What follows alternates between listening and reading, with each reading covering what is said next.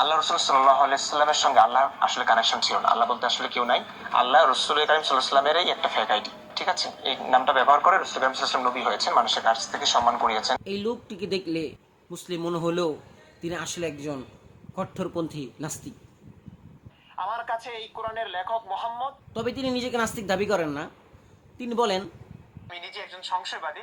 আমরা বুঝতে চাই, আমরা মানুষকে বোঝাতে চাই। তখন প্রশ্ন হলো, তিনি যদি সংশয়বাদী হন তাহলে তিনি কিভাবে বলেন আল্লাহ রসুল সাল্লাহ আলাইস্লামের সঙ্গে আল্লাহ আসলে কানেকশন ছিল না। আল্লাহ বলতে আসলে কেউ নাই, আল্লাহ রসুল করিম সাল্লাহ সাল্লামেরই একটা ফেক আইডি।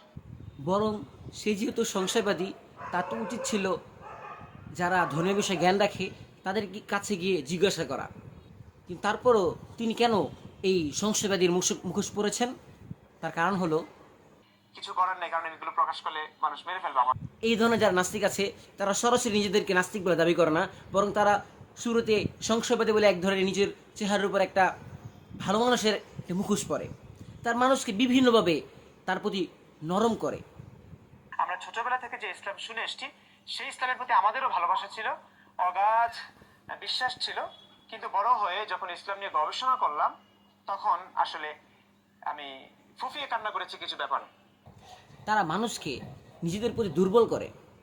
তবে তারা সেই সব মানুষের কাছেই যায় যাদের ধর্মীয় জ্ঞান কম, তাদেরকে বিভিন্ন সংশয়পূর্ণ প্রশ্ন করে, অতঃপর তাদেরকে ধর্মের বিষয়ে তাদেরকে সন্দিহান করে তোলে। এটার উত্তর কি তোমার কাছে আছে বলে মনে হয়, কিংবা কারো কাছে আছে বলে মনে হয়? কেউ দিতে পারবে? এখন কি তোমার খটকা লাগছে ইসলাম নিয়ে? মানে ইসলাম ধর্ম সত্য কি সত্য না, আল্লাহর ধর্ম কিনা, এরকম কোনো সংশয় কিংবা খটকা লাগছে কিনা? তখন প্রশ্ন আসে, তারা এমনটা কেন করে?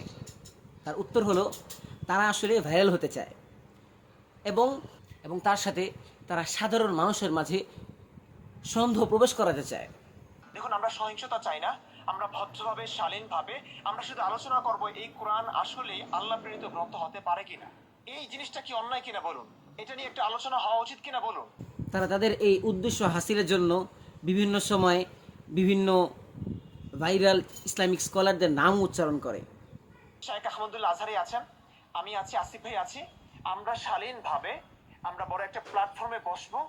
এই কোরআন যে আল্লাহর গ্রন্থ না, হতে পারে না। কোরআনের মধ্যে সব বিরোধিতা আছে, বৈপরীত্য আছে, কোরআনের ভুল আছে অসংখ্য অগণিত, সেগুলো আমরা দেখাবো।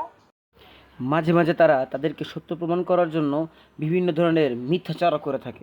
ইসলামের প্রাথমিক যুগে, যেটাকে আমরা জাহিলি যুগ বলি, হুজুরা জাহিলি যুগ বলে, অন্ধকারাচ্ছন্ন যুগ বলে, সেই যুগে বরং নারীদেরকে সমান সমান দিত, নারী এবং পুরুষ, ছেলে এবং মেয়েদেরকে সমান দিত উত্তরাধিকার। ইসলাম এসে বরং নারীদেরকে কম দিয়েছে, অর্ধেক দিয়েছে, এবং তাদের দ্বিগুণ করেছে পুরুষের।